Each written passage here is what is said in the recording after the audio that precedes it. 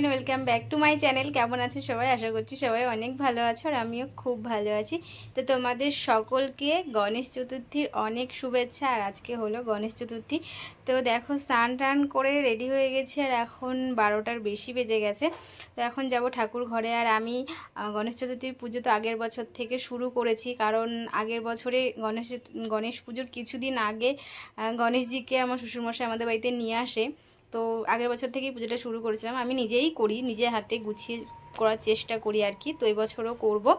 আর যেহেতু মা বাড়িতে নেই, সেই জন্য সমস্ত কাজবাজ গুছিয়ে পুজো করতে একটু দেরি হয়ে যাচ্ছে।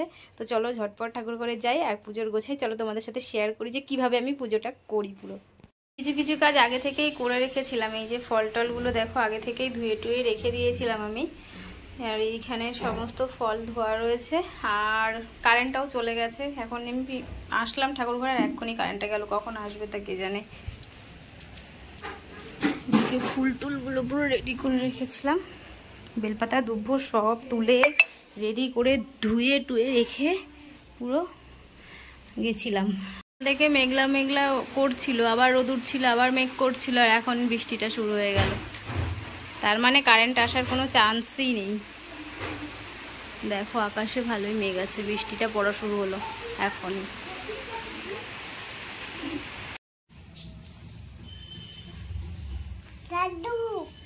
বললাম না কারেন্ট আজকে আসবে না, একটুখানি বৃষ্টি হয়েছে এখনো কারেন্ট আসেনি।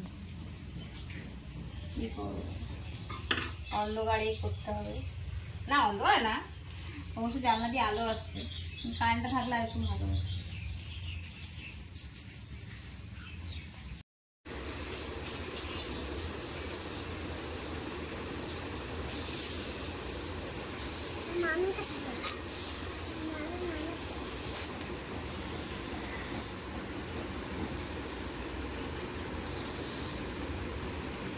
পুজোর গোছানো আমার প্রায় সবটাই হয়ে গেছে। আর এখন একটু ঠাকুরের আসনটাকে গুছিয়ে নিচ্ছি। এবার এই পুজোতে আমি বসবো। আর সেই গোছাতে বসেছিলাম 12টার দিকে, আর এখন প্রায় 2:30 বাজতে গেছে। পুরো 2 ঘন্টা মতন আমার লেগে গেছে গোছাতে গোছাতে। আর গোছানো হয়ে গেছে অবশ্য, শুধু ঠাকুর আসনটাকে সাজিয়ে নিয়ে এবারে পুজো করতে বসে যাব।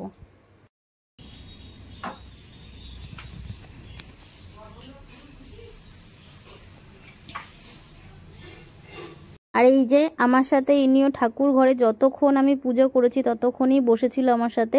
দেখো বসে বসে এখানে বাবার ফোনটাকে নিয়ে খেলা করছে, একবার ফেলছে একবার তুলছে, এই করছে। কতবার যে ফোনটাকে ফেলেছে তার কোনো ঠিক নেই।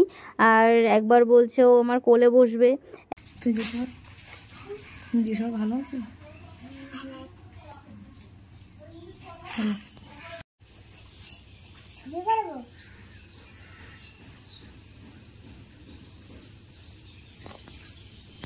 আর এখানে কি করছে বলো তো? এই যে আমার কাজে হেল্প করছে, আমাকে সলতে পাকিয়ে দিচ্ছে। পাকা বুড়িটা যে কি পাকা হয়েছে সে আর বলার নেই। দেখো সলতেটাকে কিভাবে হাতের মধ্যে পাকাচ্ছে, পুরো যেভাবে আমরা পাকাই সেইভাবে।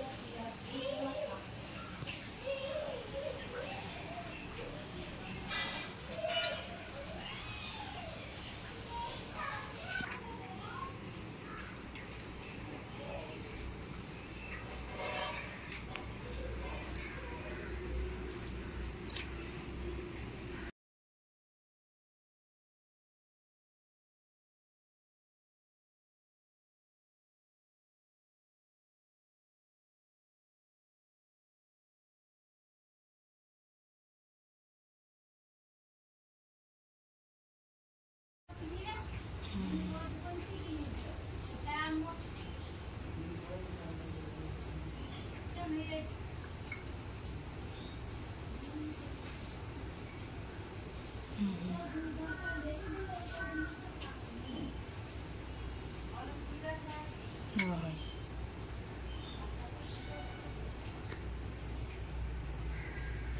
একটু নিচু করো, মুখ করছো করো, ঠিক আছে, ফটো তুলছি।